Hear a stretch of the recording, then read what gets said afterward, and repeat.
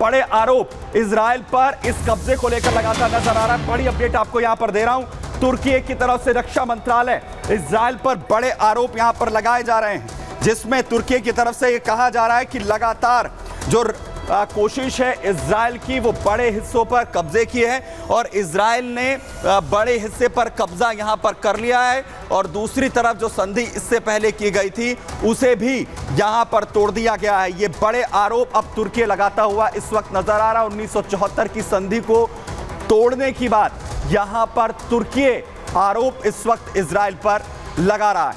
वहीं एक तरफ जहां इजराइल लगातार अपनी दावेदारी सीरिया की तरफ मजबूत कर रहा है, वहीं दूसरी तरफ बड़ी अपडेट आपको दे रहा हूं। रूस अपने कदम पीछे खींचता हुआ दिख रहा है। लताकिया की ओर जो रूसी काफिला है वो रवाना हुआ है। रूसी फोर्सेस लताकिया की ओर इस वक्त रवाना हो रही है। फुल फ्रेम जरा इस तस्वीर को दिखाइए, बेहद खास तस्वीर जो लताकिया की ओर रवानगी इस वक्त रूसी फोर्सेस की हो रही है। दरअसल जो बेसिस हैं इस वक्त रूसी आर्मीज के, वहां पर जो रवानगी है वो सैनिकों को रवाना करने के लिए की जा रही है।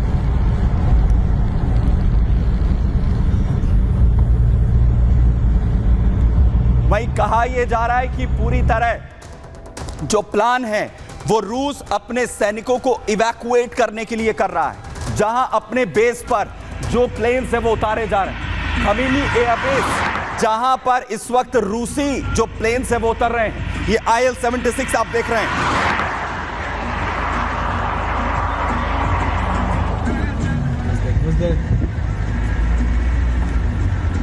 खमीमी एयरबेस जहां पर IL-76 को इस वक्त आप उतरते हुए देख रहे हैं और यह कहा जा रहा है कि यह उस प्लान का हिस्सा है जिसमें रूसी सैनिकों को इवैक्यूएट करने की तैयारी यहां पर की जा रही है। और न सिर्फ IL-76, आपको खमीमी एयरबेस का मैं ड्रोन शॉट यहां पर दिखा रहा हूं। या आप ड्रोन में देख रहे हैं अलग अलग जो विमान है वो इस वक्त खमीमी एयरबेस पर नजर आ रहे हैं, जिसमें IL-76 है, 2 रूसी AN-124 कार्गो विमान हैं और इसके अलावा 3 AN-32 और 1 AN-72 भी इसमें शामिल है।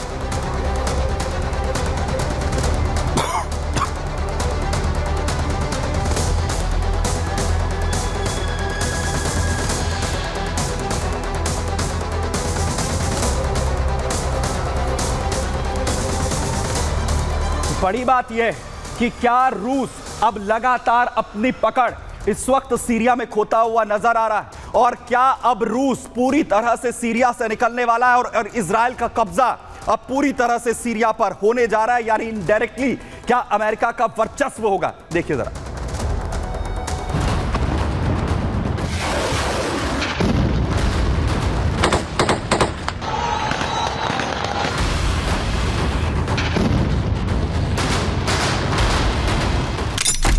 सीरिया में वर्चस्व की जंग, कौन किसके संग?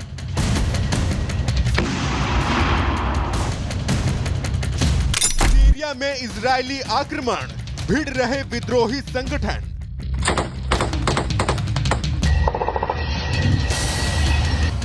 सीरिया में विद्रोही जहां असद साम्राज्य का अंत लेकर आए, वहीं नेतन्याहू के लिए इजरायल विस्तार का सुनहरा मौका। इजरायली पीएम के आदेश पर आईडीएफ लगातार सीरिया की जमीन पर आगे बढ़ती जा रही है। सरहदी इलाकों में बफर जोन तैयार करते हुए ऑपरेशन न्यू ईस्ट के तहत सीरिया की बड़ी जमीन पर कब्जा करती जा रही है। सीरिया में इजरायली सेना रुकने का नाम नहीं ले रही है।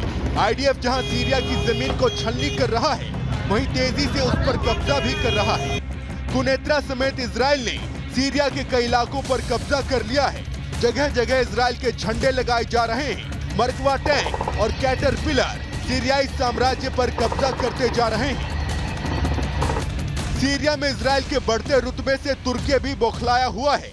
राष्ट्रपति तैयब एर्दोगन ने नेतन्याहू पर कब्जे का आरोप लगाया और इस पर रोक लगाने की बात तक कह दी। एक तरफ इजराइल जहां तेजी से दमिश्क की तरफ बढ़ रहा है, तो वहीं दूसरी तरफ रूस के पांव वहां से उखड़ रहे हैं। दावा किया जा रहा है कि रूस के जो 2 सबसे अहम सैन्य अड्डे हैं वो उसे खाली करने वाला है। हालांकि इन सभी के बीच रूसी सैनिक की आवाजाही लताकिया और टार्टस एयरबेस पर बढ़ गई है। लगातार विमान आ रहे हैं और रूसी सैनिकों के सैन्य बेस पर गश्ती बढ़ गई है।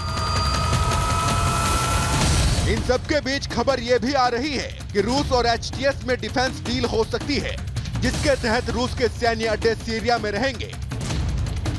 माना जा रहा है कि इस दौरान सीरिया में विद्रोही गुटों के साथ मिलकर काम करने पर कोई बड़ा फैसला लिया जा सकता है, जहां अमेरिका सीरिया में एचटीएस शासन की नींव रखने की तैयारी कर रहा है, तो वहीं गोलानी ने भी अपने रास्ते की हर कील को हटाना शुरू कर दिया है। सीरिया में गोलानी ने बाकी विद्रोही गुटों से मुलाकात की है। माना जा रहा है मुलाकात के जरिए वो विद्रोहियों के आपसी संघर्ष पर लगाम लगाने की कोशिश कर रहा है। साफ है कि गोलानी के जरिए अमेरिका ने मिडिल ईस्ट में रूस के पांव उखाड़ दिए हैं। वह इजराइल के लिए ये सुनहरे मौके की तरह है। अब देखना यह है कि बाइडेन की ये नीति मिडिल ईस्ट को किस तरफ लेकर जाएगी। Bureau report, Republic Bharat. तो सीरिया को लेकर स्ट्रैटेजी आखिर क्या कुछ जो है वो नजर आ रही है, इस पर बात करने के लिए हमारे साथ डिफेंस एक्सपर्ट संजीव सर जो है इस वक्त जुड़ रहे हैं। सर बहुत शुक्रिया हमारे साथ जुड़ने के लिए। सर सीरिया के अंदर सिचुएशंस क्या दिख रही हैं? इजराइल के लिहाज से भी क्या पूरी तरह कब्जा हो जाएगा और क्या रूस बाहर निकलेगा? अब ये सिचुएशंस आ गई हैं। ये स्पष्ट है कि इजराइल के द्वारा गोलान हाइट्स के आगे डीमिलिटराइज्ड बफर जोन पर जो कब्जा स्थापित किया गया है वो सीरिया के अंदर की अनिश्चित स्थितियों को ध्यान में रखते हुए प्रीएम्प्टिव मेजर्स के तहत किया गया है।